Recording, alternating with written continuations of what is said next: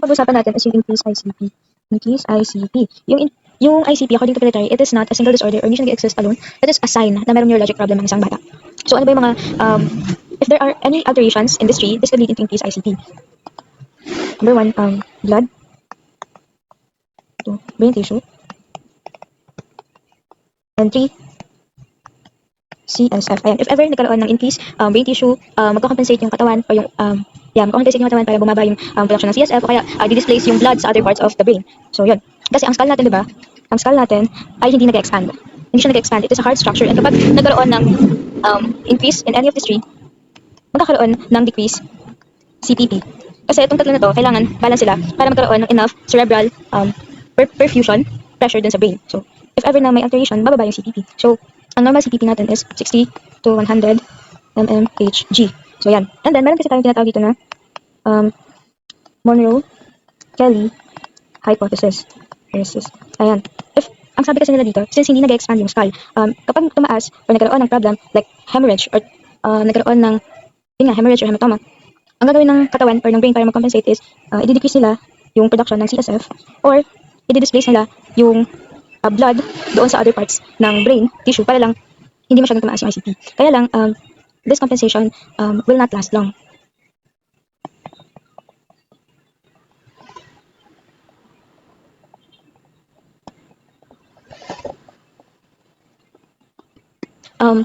Possible din na magkaroon ng vasoconstriction.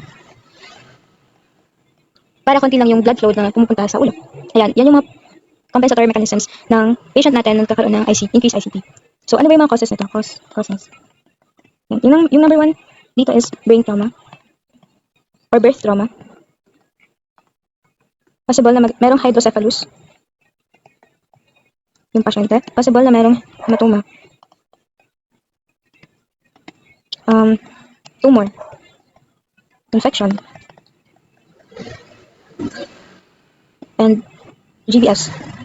Infections like meningitis or encephalitis. So, yun yung mga possible causes ng patient natin na merong increased ICP. Ito talaga yung cause nila, pero yung sign is nakikita dito. Ano ba yung normal ICP natin? Normal ICP, it is 5 to 15 mmHg. Kapag 20, report. Ayan. So, ano ba yung mga signs and symptoms ng pasyente na merong increased ICP? Ang initial sign, headache. Yan. Headache is the first sign or the initial sign. Kasi merong pain dun sa ulo ng bata, and dahil hindi naman siya nakakapag-communicate, umiyak siya. So, yung shrill or high pitch cry, this is the early sign. So, ano pinagkaiba nilang dalawa? Kapag sinabi mong first sign, headache talaga yun. Pero yung early sign, yung maaga mo lang siya mapapansin is yung shrill high pitch cry. Kasi, ang sabi ng lecture namin, mauuna munang sumakit yung ulo ng bata bago siya umiyak. So, this is an early sign, but this is the first sign. 3, ocular changes. Ayan, ocular changes. Tapos, yung mga ocular changes na makita natin sa pasyente natin is anisocoria. Ganito yun. Ito yung mata, tapos ito dilated, tapos ito constricted. Ganyan siya, uneven, yung size ng pupils niya. Tapos, next is yung nystagmus. Possible na magkaroon siya ng nystagmus. Ayan. Ganito yung mata niya. Ganyan. Tapos, possible na yung mata niya, mag-dance siya, mag-move siya from right to left. Ganyan. Pwede, lateral. Kasi, ang sabi ni Pilitary dito, nagkakaroon ng compression doon sa mga cranial nerves natin, more specifically, abducens. Yan yung nakakompress. And then, possible na magkaroon ng strabismus. Yan. Tapos yung strabismus, ganito siya. Ito normal, tapos yung isang mata nandito. Hindi siya pantay. Tapos, pwede rin siya magkaroon ng diplopia. Diplopia, ibig sabihin nun is double vision. Possible na nakakompress nito is yung cranial nerve 2, which is yung optic nerve, responsible for visualization or visual perception. Diba ang normal kasi dito, dapat, normally, ang pupils natin ay dapat perla. Yan. Ano bang ibig sabihin ng perla?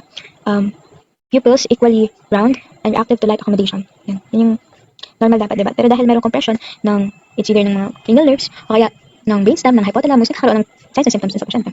Next is possible na magkaroon ng alteration sa VS ng pasyente, yung RR, PR. Yan, kasi diba, ang nakakompress kasi dito is yung compression of brainstem. Possible din na magkaroon ng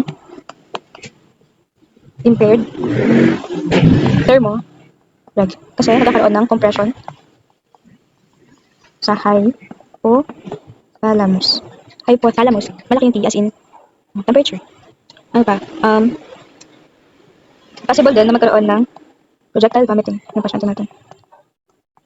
Yung projectile vomiting kasi nagkakaroon ng compression dun sa chemoreceptor sites na located sa brain. Shear, high pitch cry. Tapos, note natin dito. Note star. Dapat, minimeasure natin yung head circumference ng bata every shift. So, ibig sabihin every shift ay every 8 hours. Q shift 8 hours. Para makita natin if tumataas na yung blood, yung ICP ng bata. According to Piliteri, sabi niya, kapag 3 months daw, may masasabi mong nag-increase yung head circumference ng bata kapag greater than 2 cm per month yung increase niya. And then, kapag nag 6 months yung pasyente, greater than 1 cm per month. And then, 12 months, magiging greater than 0.5 cm. Ito yung, so yun, ito yan. Ay, hindi pala, hindi ko siya na-assess. Pero, tingnan natin dito. Ito.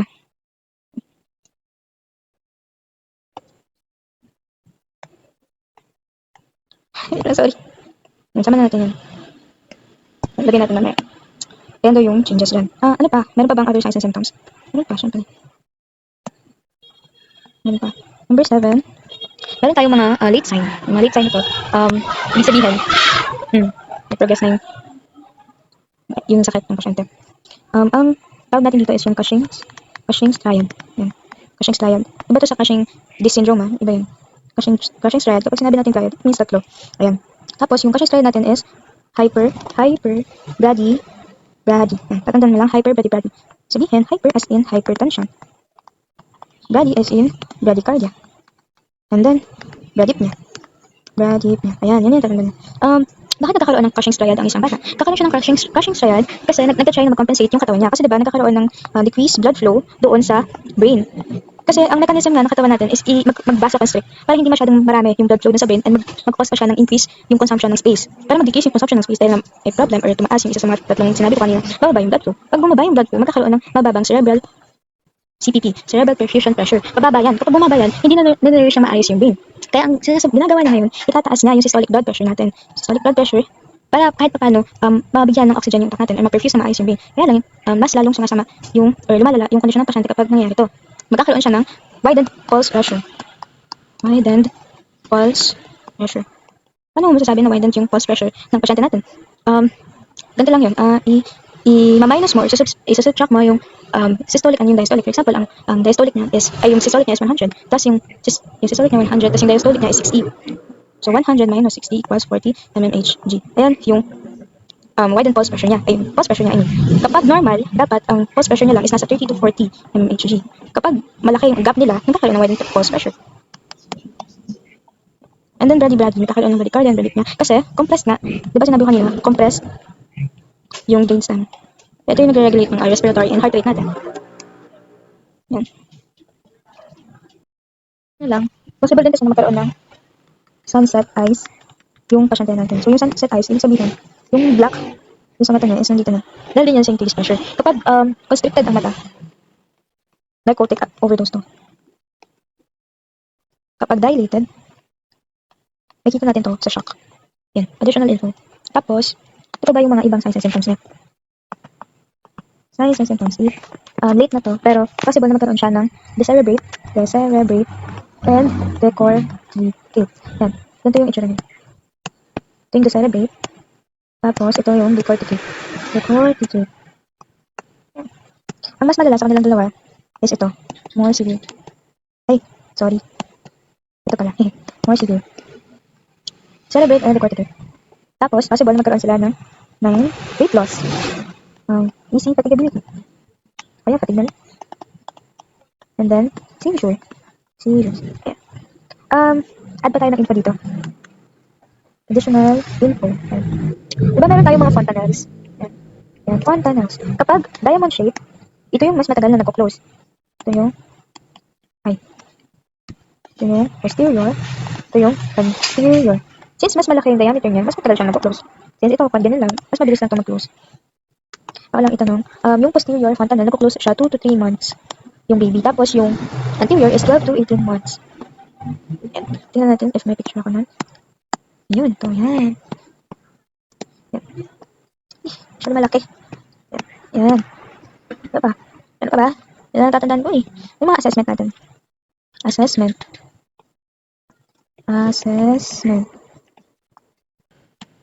Check the level of consciousness of the patient.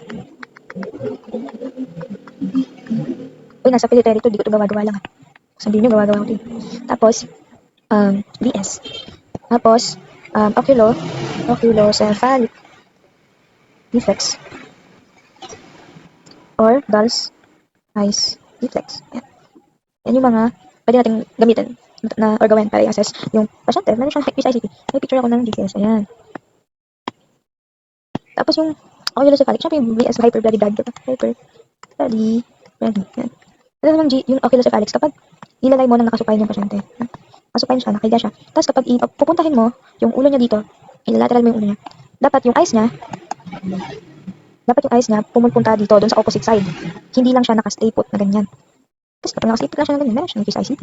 So vice versa. Kunyari, sinide mo yung ulo ng pasyente sa right side, dapat yung mata niya is pupunta doon sa left side. And vice versa. Assessment, nursing interventions. Number 1 is make the patient comfortable.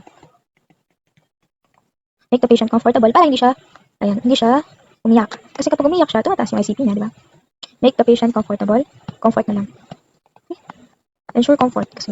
Ensure. Next is yung no vomiting, coughing, and sneezing. Yung word na ginamit ni Pelletary dito is not avoid but minimize. Yan. Tapos, limit. Again, hindi siya avoid. Limit lang.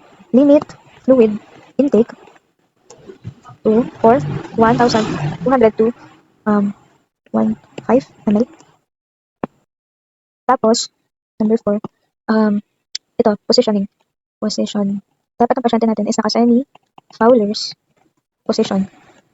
Para ma-utilize natin yung gravity at bumaba yung ICP, yung pressure dun sa, ma-drain yung fluid dun sa brain at bumaba yung ICP. So, or, kapag wala yung semi-Fowler's, head of the bed elevated for 30 to 35 degrees. Yan. The pharmacotherapy, medical management ng patient na merong increased ICP. Number 1, katandaan ko dito is dada, 2, 3, 4, 5. Yung gamot natin dito is Decadron F. Yung Decadron kasi, or other term niya, dexamethasone. Yan. Kapag zone, steroid yan, diba? Corticosteroid. So, nag-reduce siya ng inflammation. Yan. Tapos, pinaprevent niya din yung cerebral edema. Kasi kapag may inflammation, diba? Lead yun into cerebral edema, possible na magkaroon ng edema. And then, next is antacid. Antacid. Kasi ang Decadron ay GI irritant. So, bibigyan natin antacid ng pasyente. Pero, di validate. Di magkaroon ng GI distress. Tapos, diuretics. May fluid siya. Increase yung fluid niya. Possible may cerebral edema siya. Bibigyan natin is Lasix. Mannitol. Pag Lasix, localized. Ibig sabihin, yung edema niya, hindi nakita sa kung saan parte ng katawan. Localized na sa isang part lang. Pero kapag generalized, periorbital edema, ganyan, Mannitol na yung binibigay. Next is anticonvulsants. Kasi possible na magkaroon ng seizure yung pasyente. Next is anticoagulants. Kasi possible na magkaroon ng clumping of cells, di ba? Binibigyan natin sila ng either heparin or warfarin. Kapag heparin, sub-Q or IV. Pag warfarin, oral. Yan. Tapos, pag-check natin dito is H. Yan. As in, PTT. Tinuro lang sa amin. And then, pag warfarin, PT. So, additional info lang pala. Yung antacid, pwede siyang aluminum-based or magnesium-based. Kapag aluminum-based, constipation ang side effect. Kapag magnesium-based, diarrhea. Ano daw matatandaan ko? Ganito lang. Aluminum as in, alang-tae. Pag magnesium naman is magtatae. Yan. Yun daw yung tatandaan doon. Meron pa ba akong nakalimutan? So, yun lang yata. Bye.